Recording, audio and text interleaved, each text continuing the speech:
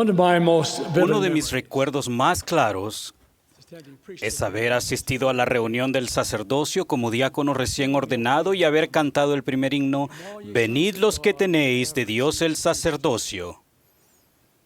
Esta noche, para todos los que estamos aquí reunidos en el centro de conferencias y por todo el mundo, hago eco del espíritu de ese himno especial y les digo, «Venid los que tenéis de Dios el sacerdocio». Consideremos nuestros llamamientos, reflexionemos sobre nuestras responsabilidades, determinemos cuál es nuestro deber y sigamos a Jesucristo, nuestro Señor.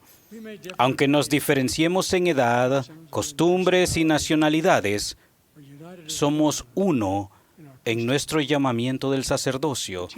Para cada uno de nosotros, la restauración del sacerdocio aarónico a Oliver Cowdery y a José Smith por Juan el Bautista es de gran importancia, al igual que la restauración del sacerdocio de Melquisedec a José y a Oliver por Pedro, Santiago y Juan. Es un acontecimiento de gran valor. Tomemos seriamente los llamamientos, responsabilidades y deberes que son parte del sacerdocio que poseemos. Sentí una gran responsabilidad cuando se me llamó para ser el secretario de mi quórum de diáconos. Preparé con mucho cuidado los registros que llevaba. Deseaba hacer lo mejor que podía en ese llamamiento. Me complacía el trabajo que realizaba, hacer todo lo que esté a mi alcance y dar de mi mejor esfuerzo ha sido mi objetivo en cualquier llamamiento que he tenido. Espero que a cada jovencito que haya sido ordenado al sacerdocio arónico se le haya dado una percepción espiritual del carácter sagrado del llamamiento al que ha sido ordenado, así como oportunidades para magnificarlo. Yo recibí una de esas oportunidades cuando era diácono y el obispado me pidió que llevara la Santa Cena a una persona confinada a su casa que vivía como a 1,5 kilómetros de nuestra capilla. Ese domingo por la mañana, al tocar a la puerta del hermano Wright y escuchar su temblorosa voz decir, «Pasa», entré no solo a su humilde casa, sino también a una habitación llena del Espíritu del Señor. Me acerqué a la cama del hermano Wright y con cuidado puse un pedazo de pan en su boca. Luego sostuve el vaso de agua para que pudiera tomar. Al salir de allí, vi lágrimas en sus ojos cuando me dijo, «Que Dios te bendiga, hijo». Y Dios me bendijo con un aprecio por los emblemas sagrados de la Santa Cena y el sacerdocio que poseía. Ningún diácono, maestro o presbítero de nuestro barrio olvidará las visitas que hicimos a Clarkston, Utah, a la tumba de Martin Harris, uno de los 3 testigos del Libro de Mormón. Al rodear la elevada columna de granito que marca su sepultura, conforme uno de los líderes del quórum leía esas palabras del testimonio de 3 testigos que se encuentra al principio del Libro de Mormón, empezamos a apreciar ese sagrado registro y las verdades que se encuentran en él. En esos años nuestro objetivo era llegar a ser como los hijos de Mosía. De ellos se dijo, se habían fortalecido en el conocimiento de la verdad, porque eran hombres de sano entendimiento y habían escudriñado diligentemente las Escrituras para conocer la palabra de Dios. Mas esto no es todo. Se habían dedicado a mucha oración y ayuno. Por tanto, tenían el espíritu de profecía y el espíritu de revelación, y cuando enseñaban, lo hacían con poder y autoridad de Dios. No puedo pensar en una meta más admirable para un joven que la de que se le describa tal como fueron los valientes hijos de Mosía. Cuando estaba por cumplir los 18 años y me estaba preparando para entrar al servicio militar exigido a los jóvenes durante la Segunda Guerra Mundial, se me recomendó para que recibiera el sacerdocio de Melquisedec. Pero primero, debía llamar por teléfono a mi presidente de estaca, Paul C. Child, para una entrevista. Él era alguien que amaba y entendía las Escrituras y estaba decidido a que todos las amaran y entendieran de la misma manera. Tras haber escuchado a algunos de mis amigos hablar sobre sus detalladas y minuciosas entrevistas, tuve el menor deseo de compartir mi conocimiento de las Escrituras. Por tanto, cuando lo llamé, le sugerí que nos reuniéramos el domingo siguiente a 1 hora, en la que yo sabía era solo 1 hora antes de que empezara su reunión sacramental. Su respuesta fue: «Oh, hermano Monson, eso no nos daría suficiente tiempo para examinar detenidamente las Escrituras». Tras lo cual sugirió que nos reuniéramos 3 horas antes de su reunión sacramental, indicándome que llevara conmigo el juego de escrituras que yo hubiera marcado y correlacionado pasajes. Cuando llegué a su casa el domingo, me recibió cálidamente y comenzó la entrevista. El presidente Child dijo: «Hermano Monson, posee el sacerdocio arónico. ¿En alguna ocasión le han ministrado ángeles?».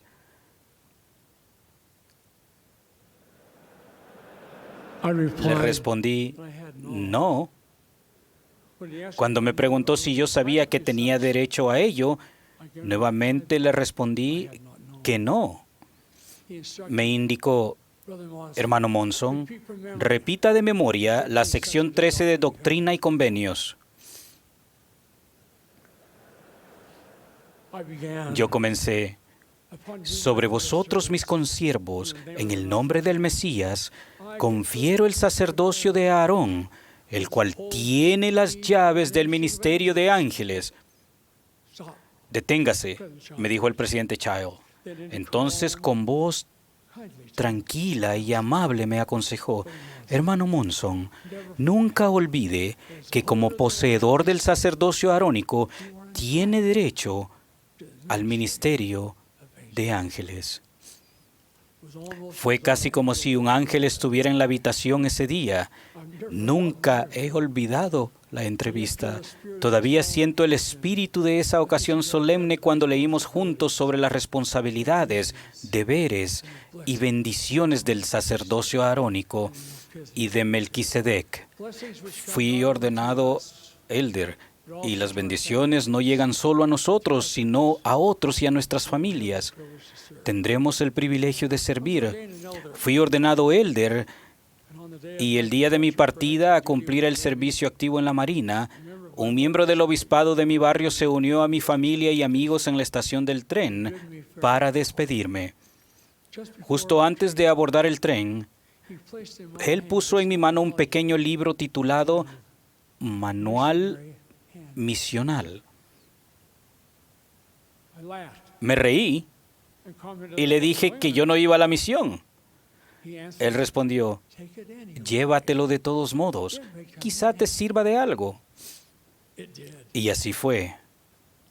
Yo necesitaba un objeto duro y rectangular para poner al fondo de mi bolso de marinero a fin de que mi ropa se mantuviera firme y no se arrugara tanto. El manual misional fue justo lo que necesitaba y sirvió bastante en el bolso por 12 semanas. La noche antes de salir para nuestro descanso de Navidad, todos estábamos pensando en casa. Las barracas estaban en silencio, pero luego el silencio se rompió cuando mi compañero, un joven mormón, Leland Merrill, empezó a gemir de dolor. Le pregunté qué le pasaba y dijo que se sentía muy enfermo. No quería ir al dispensario de la base porque sabía que al hacerlo evitaría que pudiera ir a casa al día siguiente. Con el paso de las horas parecía que iba empeorando. Y finalmente, como él sabía que yo era elder, me pidió que le diera una bendición del sacerdocio. Bueno, nunca antes había dado o recibido o presenciado una bendición. Al orar en silencio pidiendo ayuda, recordé el manual misional al fondo de mi bolso. Rápidamente vacié el bolso y llevé el libro hasta la lámpara, donde leí la forma de bendecir a los enfermos. Con muchos marineros curiosos observando, procedí a darle la bendición. Antes de que pudiera poner todo de nuevo en mi bolso, Leland Merrill estaba durmiendo como un niño. Y a la mañana siguiente despertó sintiéndose bien. La gratitud que todos sentimos por el poder del sacerdocio fue inmensa. Los años me han brindado más oportunidades de dar bendiciones a quienes las necesitan de las que no puedo contar. Cada oportunidad me ha dejado profundamente agradecido de que Dios me haya confiado este don sagrado. Siento gran reverencia por el sacerdocio. He sido testigo de su poder una y otra vez. He visto su poder y me he maravillado con los milagros que ha producido. Hermanos, a cada uno de nosotros se nos ha confiado uno de los dones más preciados que jamás se hayan conferido a la humanidad.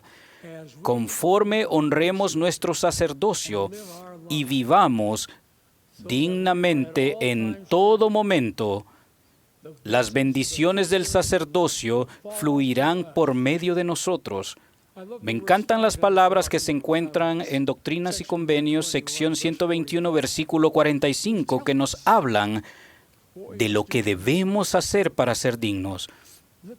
Deja que tus entrañas se llenen de caridad para con todos los hombres y para con los de la familia de la fe, y deja que la virtud engalane tus pensamientos incesantemente. Entonces tu confianza se fortalecerá en la presencia de Dios, y la doctrina del sacerdocio destilará sobre tu alma como rocío del cielo.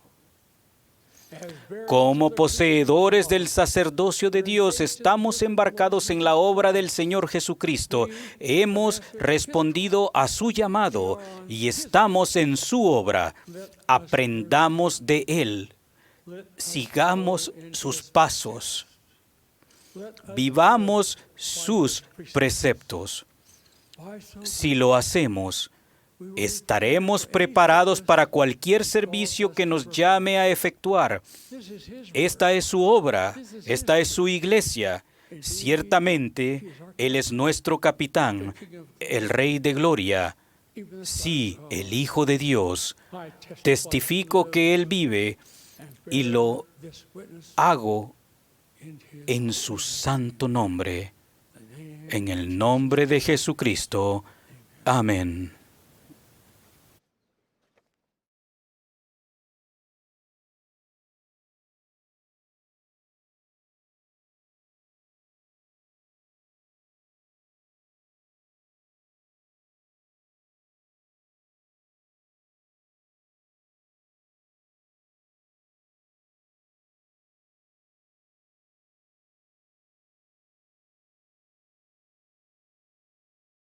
Es el sacerdocio de Melquisedec. 2. El oficial presidente del sacerdocio arónico bajo la ley de Moisés. El primer orden y significado se aplica a Jesucristo como el gran sumo sacerdote. Adán y todos los patriarcas también fueron sumos sacerdotes. En la actualidad, 3 sumos sacerdotes presidentes integran la primera presidencia de la Iglesia de Jesucristo de los Santos de los Últimos Días y preside a todas las demás poseedores del sacerdocio y miembros de la Iglesia. Hoy en día se ordena a varones dignos como sumos sacerdotes adicionales, según esto se necesite en toda la Iglesia. En el segundo orden, y su significado es, bajo la ley de Moisés se llamaba sumo sacerdote al oficial presidente del sacerdocio arónico. Ese oficio era hereditario y lo recibía los primogénitos de la familia de Aarón, como fue el primer sumo sacerdote del orden arónico. Entendamos que en la actualidad todo varón digno del sacerdocio de la Iglesia se le llama a desarrollar a cada uno su profesión, es decir, de la fe que profesamos en estos tiempos, en participar de los llamamientos, en servir en la Iglesia y las responsabilidades como padre y esposo. Hermanos y hermanas, como santos de la Iglesia, se nos invita a no endurecer nuestro corazón. Debemos mirar adelante, aun cuando no entendamos del todo en el momento. El Señor nos describe en Doctrinas y Convenios 58:3. Por lo pronto, no podréis ver con vuestros ojos naturales el designio de vuestro Dios concerniente a las cosas que vendrán más adelante, ni la gloria que seguirá después de mucha tribulación.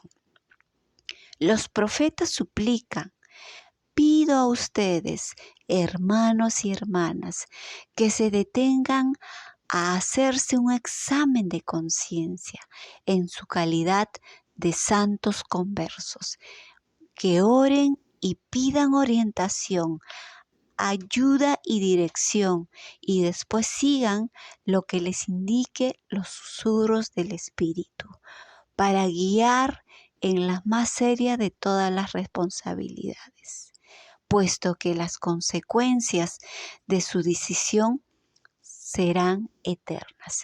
Dediquen sus mejores esfuerzos en aprender a leer las Escrituras, en orar, en asistir a las reuniones los días domingos, asistir al templo y todo lo concerniente en cuanto al Evangelio de Jesucristo.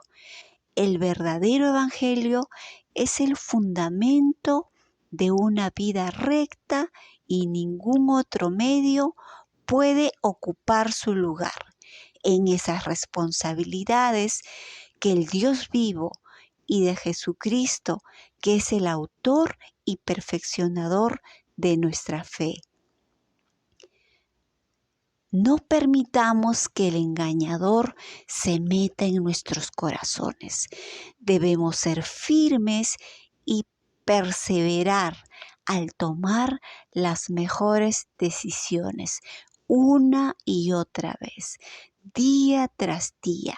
Aprenderemos a entender mejor, con la guía del Espíritu Santo, los designios de nuestro Padre Celestial y las cosas que vendrán más adelante, de llegar a obtener esa promesa que todo lo que el Padre tiene nos será dado.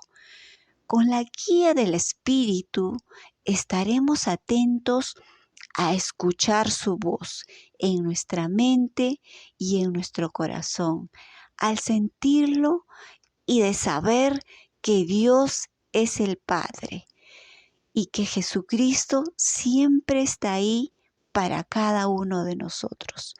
Procuremos en entrar en el reposo del Señor, de saber que Dios nos ama y que debemos desarrollar la fe pura en Jesucristo y que nuestra vida tiene un propósito eterno en el plan de Dios.